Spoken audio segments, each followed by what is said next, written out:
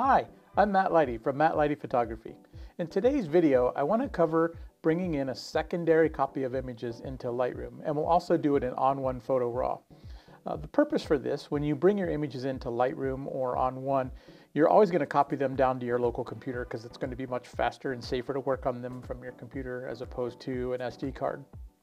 But what a lot of people don't realize is the capabilities built into both Lightroom and On1 allow you to move a second copy of images down to an external hard drive or something like Dropbox when you're bringing those photos in on their initial import. It's a quick and easy way to just get an immediate backup of your images in case something should happen to your primary hard drive or that just something goes wrong with data corruption or something like that. So as part of this, we're going to show you what that process looks like both in Lightroom and in On1. Okay, here we are with Lightroom open, and I'm already on the import dialog screen. So I've got my images ready to be imported. The area that I want to focus on just briefly is right here, the make a second copy to location. In this case, you can literally choose any location. So you could choose an external hard drive, you could choose a Dropbox location, anything like that. So in this case, I'm just going to pick a random spot. Let's do a Dropbox, and we'll just say we're going to put it into backups.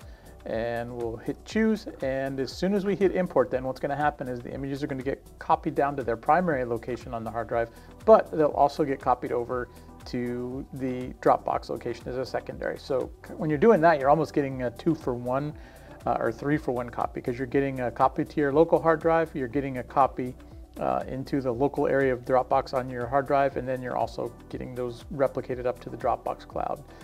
Just another way to protect yourself. And now I'm going to show you how to do the same thing using On1 Photo.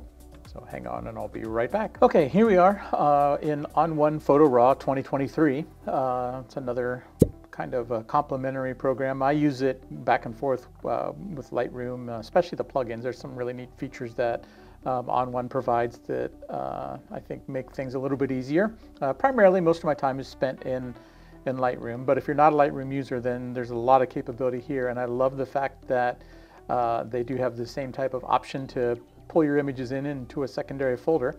So in this case, I've pulled those same images again, and what we're going to do is we're going to go ahead and choose the option here for a secondary folder.